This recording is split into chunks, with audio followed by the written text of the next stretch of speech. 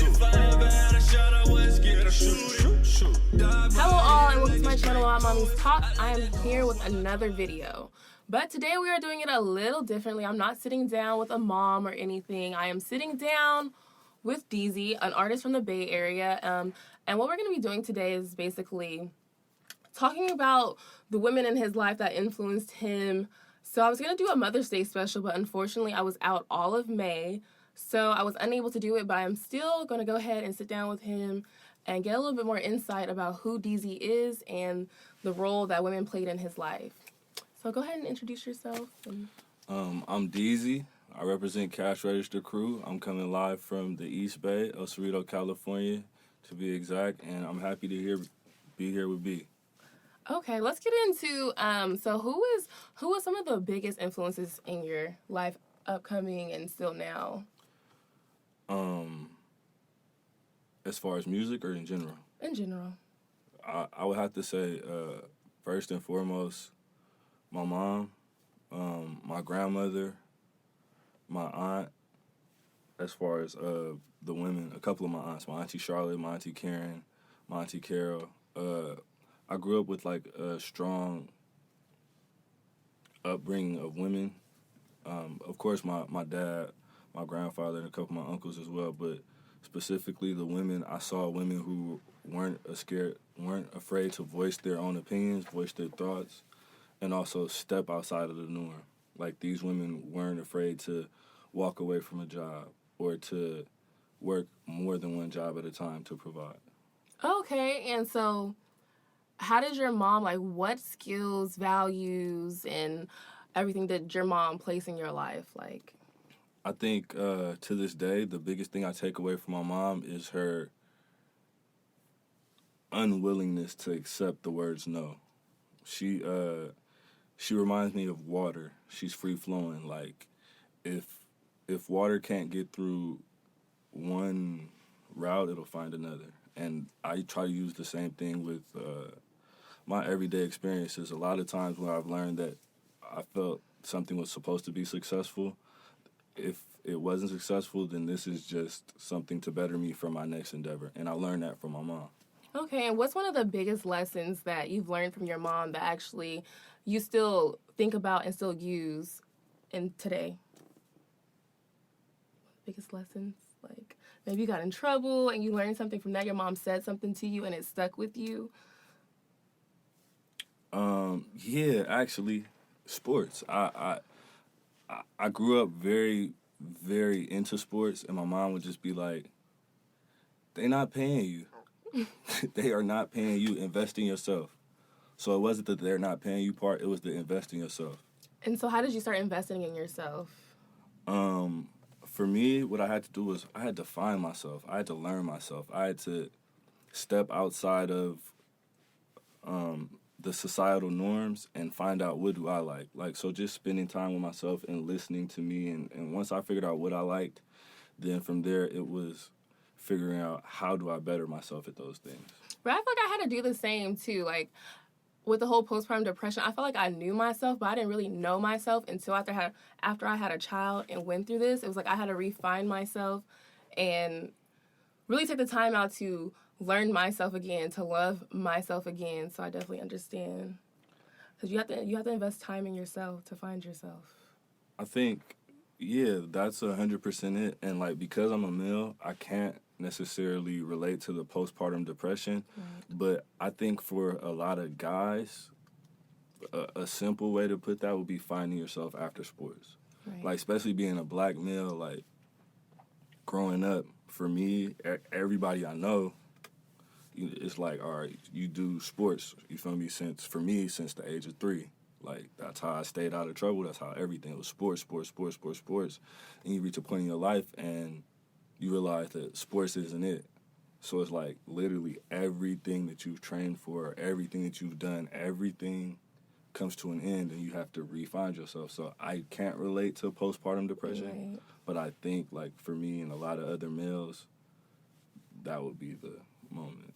So what career path did your mom go down? Because I heard you say earlier that, they weren't afraid to walk away from jobs. They weren't afraid to just step out on a limb, basically. My mom specifically, She is an author. Okay. She wrote a book. Actually, it's funny about sending your kids to college, like how to maneuver through and how to get your kids to college. And for her, that was important because my mom's from South Central LA, and that is something that a lot of people aren't able to do, which is just get their youth to the next level. But besides that, my mom was an independent contractor. Oh, okay. More of that. Yeah. I mean, I can Okay. go in. So when you told your mom that you were going to be a rapper instead of pursuing what your degree was in, what did she say? Every single thing that I do, my mom is 1,000% behind. Okay. Everything. My mom, just one thing is like, go all out. Go all out. Go full speed. And that's what I try to preach to everybody. Like, whatever you do, it doesn't matter who is behind you. I mean, who isn't behind you. Right. It just matters about who is. Like, Right. if you focus on the people who are putting positive energy into you, Right. the further you go, the more you accomplish. When you look behind you, it'll be more people each time you look back. So it's more so about just staying the course and really just believing in yourself, because it doesn't matter who believes in you. You can have everybody believing in you, but if you don't believe in yourself, it doesn't matter. Okay. Well, that's good. So Deezy put on this really good paint and sip for Mother's Day. Was your mom part of the reason why that you wanted to do that? Most definitely. I feel like for me, I wanted to show my mom my appreciation, not just for her. I wanted to show her how much I appreciate how much she does for everyone. So what I thought was, let me do something for everyone that appreciates not just my mom, but all the other mothers, all the other women. And even if you couldn't make it, I just wanted something that you felt like, you know what, that was an event that I would love to support and be a part of. Right. That was a really good event, you guys. So any of his paint and sips, this is from me. Make sure you go because they are really good. They're really entertaining. They're really interactive. They're really good. And they have endless drinks. So it's really good. And real quick, what she not saying is, all right, we had the sip and paint on Mother's Day. That is in May. That was right before the NBA Finals or like around then. We gave away tickets to the third game at the Warriors' new arena in San Francisco Chase. We be having a real lit raffle. Oh, yeah, the raffles You are really gotta good. The come raffles fuck with are the good. raffle. The raffles are good. And also part of the raffle was some of the money went towards your Our AAU team. Yeah. Our AAU team, And, yes. and why did you start the AAU team? So it's me and well, first of all, our AAU team is the Crew basketball. It's named after Cash Register Crew. Everything we do is Cash Register Crew, and it was me along with my partners, and really one in specifically Andre Clark. He sat us down and he was just like, "Man, we know too many youth from our neighborhoods, from Richmond, from El Cerrito, from Oakland, who aren't getting the opportunities, who don't play for the Soldiers, who don't play for, you know what I'm saying, fill in the blank with the team name." And it's like, we also know a lot of people who've gone to college, a lot of people who've fallen through the cracks, a lot of people who, once getting to college, did not have the tools around them to be successful. So he was just like, bro, like, let's be the change that we needed.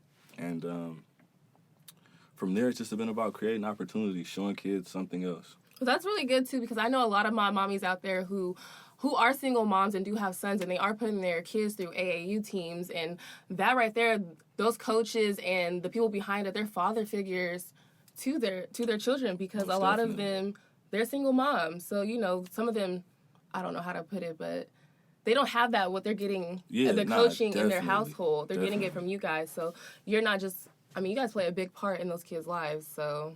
Especially our first few years, this is coming up on year 4, because there wasn't a big age gap. We only had 16s and 17s, and the kids, we knew a lot of the kids, so it was really a family environment for us. These kids were real close. It forced us to mature. It forced me to mature. Right. But they're looking up to you. yeah, and that was something new, a different way. You know, like when we took them to Orlando specifically, I remember kids got hurt on our watch and everything, and it was okay. Now it became more than just bringing these kids, bringing a coach, but it was like, you know what, let me show you how to heal your body. Okay, when you're hurt, because when you're in college, when you're in the pros, they give you the opportunity to do it, but if you don't know how to do it and you don't take care of yourself, you won't last. Did you use some of the tools that your mom used on you when helping them? Man, the tools my mom used on me. Like when you're sick, you're down, you got injured, like when you tore your meniscus and your mom. Man, honestly, what my mom did for me was cook hella good food, and I gained weight. G-O-D. Like, but I mean, you couldn't use that with the kids over there. Nah, I had to, what? No. So I hear you bringing up CRC, you know. So can you explain how CRC started and what it is? Okay, yeah. Cash Register Crew originated in 2006. I'm one of the six original members, excuse me. And what happened was we all went to Salesian High School. Shout out Salesian. Shout out all my Bay folks. Okay, is this Mod Mommies or is this like the shout out central? When you with the crew, you know I gotta shout out everybody. Shout out Dre. Shout out Namfa. But and what it was is honestly, it was a group of kids who sat by the cash register, and we used to get in a little bit of trouble, and more or less the name came from everybody always talking about those boys by the cash register, the crew by the cash register, and what they had going on. Okay, I know with my group of friends, all our moms are they've always been, though. We refer to each other as, our moms as, like, Mama Stephanie, Mama Clarissa. Do you guys do that? Did your moms, like, all become friends based off of your friendships and then influence your group of friends? Yeah, our moms did become friends, honestly, because we were all friends through sports, again. So we spent so much time together, and we just built relationships to where if I see somebody else's mom, that's my mom, too. Right. You know what I mean? And it just was a real respect and love for that. And did you learn any life lessons from your friends' moms? I did. I think the biggest lesson that I learned is how to be affectionate for other people. You know, not that I didn't. I grew up in a very big family myself and around a lot of women, so I understood that for family. But me being around these other women and how they treated me like I was one of their own, it showed me that is not something that just has to be within your household. And it also made me appreciate what was in my household because I realized that that's not something that has to be or is in a lot of households. Right, it's not. Especially with boys, moms raising boys, some of them don't know how to be affectionate because they didn't have a father in their lives to be affectionate to them, so they don't really know how to show it to their son, especially being women, you know? So let's get into your projects. What do you have coming up? Well, first, I'm still pushing DOS. Which is one of my favorite songs, and I support that song. Although you performed that in front of your grandma, I was just I don't know about that. Hey, but Grandma was rocking out. Music, Grandma was rocking out. Everybody like it. But so I'm coming off my last project, Cape Caulker, which is named after an island in Belize. Me, a Belizean boy for true. And right now I'm in the process of shooting a couple videos for the project, which I have to shout out to all the Mob Mommies out there because this Mob Mommy specifically is on my back all the time about all the time, just like I'm on y'all backs. I'm on his back too. Yeah. But I'm actually working on my next EP, Gasparillo. But before then, like I said, I will be dropping a couple of visuals and a couple singles. So I will piecing it. You trying to have some of my Mob Mommies in your video? Yeah, you know, honestly. Because we will come through. We need some CRC gear. No, because I don't got this. I got this new. Yeah, I like that. Like this one. I got shirts for like the next 10 Mob Mommies. That's just, you feel me? Just for her. Hit him up. If y'all follow him, he gonna support y'all and follow you back and give you some gear. I got you. And then all you gotta do is say, you feel me? You came from here. It's love. So what are some of the obstacles you face with getting into the music industry?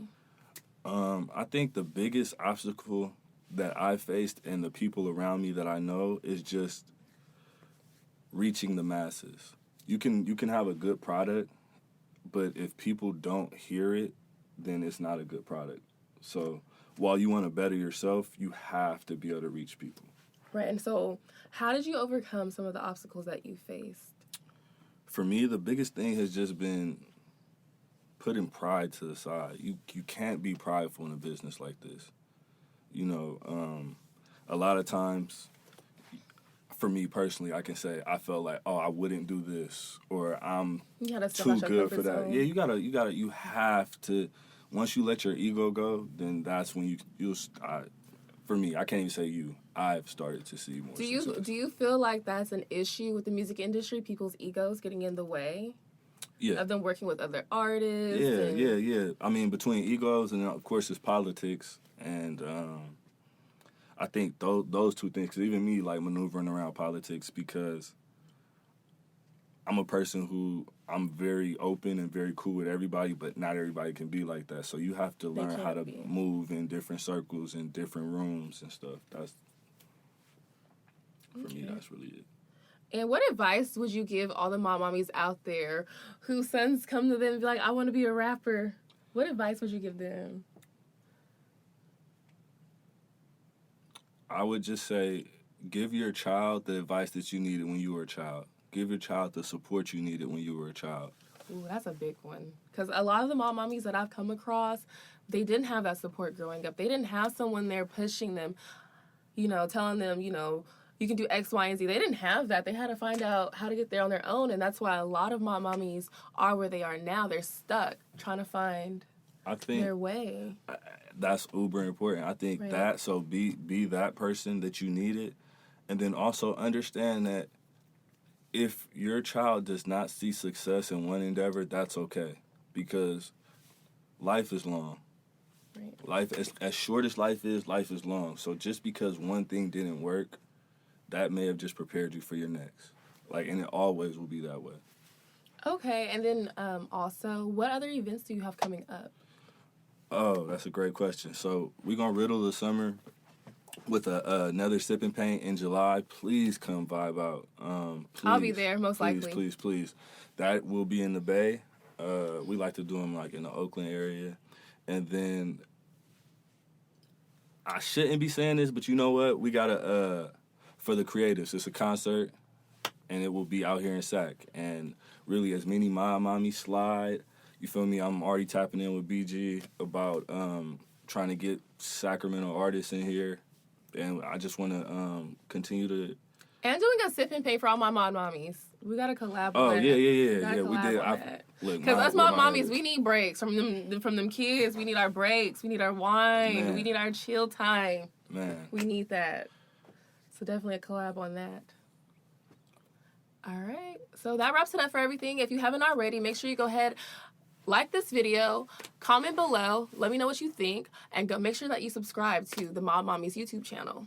Please also follow me on Instagram, A Bird's Eyes View. If you check out, I'm on all streaming platforms. You can look up K Calker. That's CAYECAULKER. Again, I go by Deezy. My single right now is DOS. It's also BG's favorite song. If you don't know what DOS is... Don't play it in front of your grandma. Play it in front of your granny. Play it in front of your granny. It sounds that good where she gonna like it, and you gonna hear it, and you gonna be like, ooh. Don't do it. But anyway, all the links will be below to check out Deezy's music, and also the link to previous YouTube videos of mine. Thank you for tuning in.